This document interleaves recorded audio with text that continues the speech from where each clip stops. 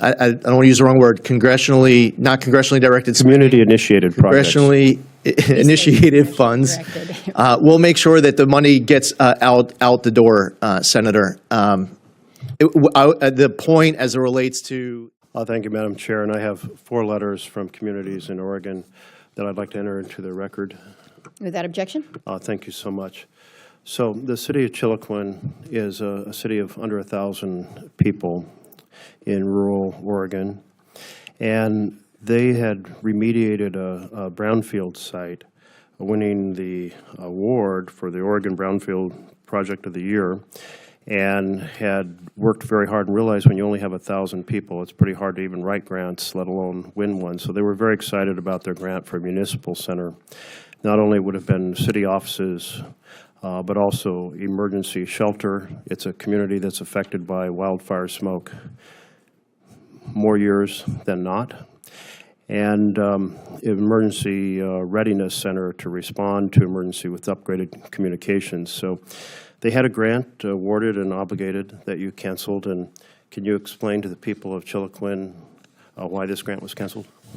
Senator, and I know Senator Murray asked about a specific grant. Senator Ossoff asked about a specific grant. You're asking about a specific grant. I don't have all of the details on every single grant in front of me. However, I would have no hesitation whatsoever to be able to have a follow-up conversation to the extent you're interested, that Senator Murray's interested, that Senator Ossoff is interested, to go through all of those individual details. And it's possible that the issue that might be present on a particular request is something that can get fixed, that can get addressed as it relates to difference of administrative policy priorities from one administration to the next. I went through a bunch of different Alaska grants before we were here today, and I found that there were different, the grants might have an aspect that isn't consistent with this administration's policy priorities, but other aspects of it were. So we can work through that. So this is a grant that was both awarded and obligated. How does a community proceed to plan, because they're contracting for design, they're contracting for construction, the grant's already been awarded, you unawarded it. It seems to me like once it's been obligated, that should be kind of like, okay, well, we'll take those priorities to the next set of grants rather than undoing the existing ones. So I think that's particularly upsetting to the rhythm of how communities can proceed with confidence if a grant that's already been awarded and obligated can be snatched back. Yeah, Senator, I would encourage, and I'm going to be in front of House of Probes tomorrow, and next week Senate EPW, which you serve on, and House ENC subcommittee. And for my message would be for all of your colleagues that if anybody wants to ask about a specific grant, I would encourage them to reach out to us right now, as opposed to waiting until we're here for a Q&A and I'm getting asked about a very specific grant, as opposed to your office contacting us and say, hey, by the way, when we're at the hearing, I would like to ask you all sorts of very detailed questions about this one specific grant, if you wouldn't mind bringing it. Because then in that case, Senator, I'd be standing here ready to answer 1,000 questions about every individual grant. Well, there was a kind of a procedural question embedded in that, which is if a grant has been already obligated, and so here the community has contracted for design, perhaps for construction, isn't it kind of deeply inappropriate to then undo that at that point? Senator, if it's not consistent with administration priorities, depending on how the program was appropriated by Congress, and depending on what the details are of that individual grant, that grant can be subject to cancellation. Okay. I will follow up with a question on specifically why these grants were funded or unfunded. The second one is from a plan for a community health project to increase tree planting in a heat kind of dome section of a very poor part of Gresham, Oregon, and air conditioning and space to address respiratory illness. Does the community, does the philosophy, when you say it's inconsistent with the philosophy of the government, is the incoming government against addressing air conditioning to address heat emergencies, or spaces to address respiratory illness. Hello, viewers. Welcome back to another episode of The American Enigma, the Freedom Frontline, where we expose the truth they don't want you to hear. Today's episode is going to get your blood boiling. We're looking into a Senate hearing where Senator Jeff Merkley from Oregon goes toe-to-toe with Biden's bureaucrats about grant money that was already awarded and obligated. Being canceled. That's right, canceled. Pulled out from underneath the feet of small, hard-working rural communities. Why? Because the Biden administration didn't like what the money was being used for. Let that sink in. Now look, I don't agree with this guy on much. He's a progressive Democrat. But in this case, he's right to be ticked off. These are towns with under 1,000 people, struggling to survive out there in the rural Pacific Northwest. They won grants, fair and square. And these weren't frivolous things, folks. These were emergency shelters, community centers, infrastructure to protect people from wildfires and smoke, and health clinics. Now imagine this. You're a tiny town with almost no resources. You finally secure a federal grant. You start planning, hiring contractors, maybe even breaking ground. And then boom. Some unelected DC pencil pusher decides it doesn't align with administration priorities. So they pull the plug. That's not just bureaucratic incompetence. That's authoritarian. During smoke emergencies. You're asking about a specific grant. I would need the details of that particular grant to be able to answer. Actually, I was it. asking about whether the philosophy is that the philosophy of the incoming administration that you're against. You may have undid this for who knows what reason, but are you opposed to tree planting and spaces to address respiratory emergencies? Tree planting is fantastic. We would encourage more of it, Senator. Well, you look at these individual grants, which I'm sure there's so many of them. I know that they were done by kind of a huge swath of cancellation. But if you look at them and go, well, there's nothing about this that we oppose. We like to have community health centers built. Is there a possibility you'll restore those grants?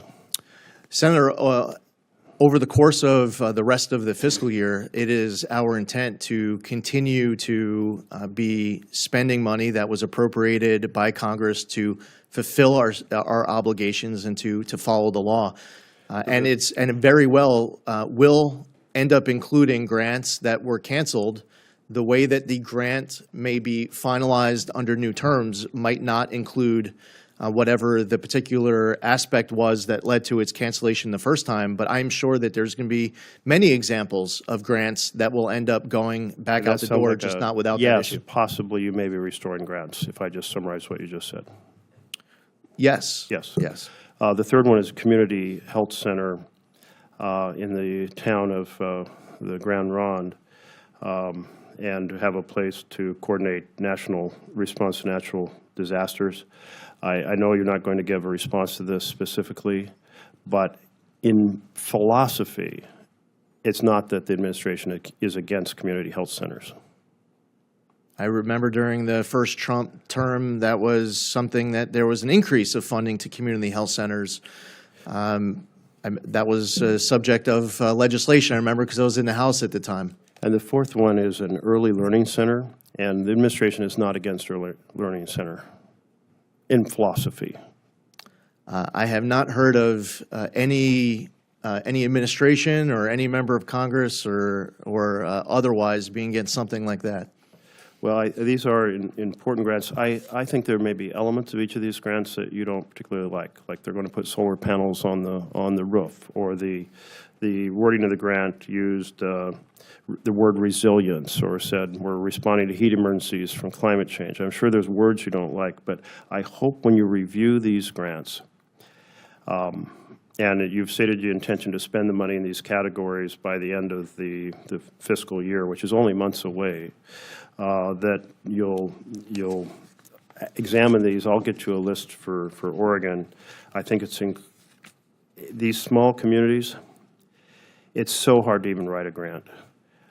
And it's such a victory when they win a grant and say, we can finally solve a major community problem. And I know I'm over my time, Madam Chair, but I will close just with this note, because you've responded to the question of earmarks or congressionally directed spending on the revolving water fund. So in Oregon, we call these community-initiated projects. The communities say, here is our very top need. And will you fight to get us help? Because we can't afford this water treatment on the front end or wastewater in the background. And I think very similarly, I think it is in Alaska, communities say, here's our priorities. Senator Murkowski is fighting for them. I think that that's kind of the best arrangement. It sounded to me like you didn't like the idea of us fighting for the top priorities for our communities, but I think it's absolutely our responsibility. Better to have the communities say what their priority is and us fight for them in some bureaucratic decision made 3,000 miles away or further away from Alaska. Yeah, Senator, there are so many great examples of what's called congressionally directed spending, earmarks, where it's a member Community-initiated projects. community-initiated projects. Thank you. Where a member of Congress, House, Senate is fighting for something that is filled with merit purely. It's a great project that's going to have extremely positive outcomes. There are many of those examples, and that's something that I'm not here to say, generally, encouraging or discouraging. That's a decision for Congress to make as to whether or not and how much to do it. My job is to make sure that the money gets out the door when Congress does. I don't want to use the wrong word, not congressionally directed spending. Community-initiated projects. Congressionally initiated funds. We'll make sure that the money gets out the door, Senator. The point as it relates to the description, the notes in the skinny budget as it relates to SRF is just the concern of how that pot of money has been used, how with regards to these funds.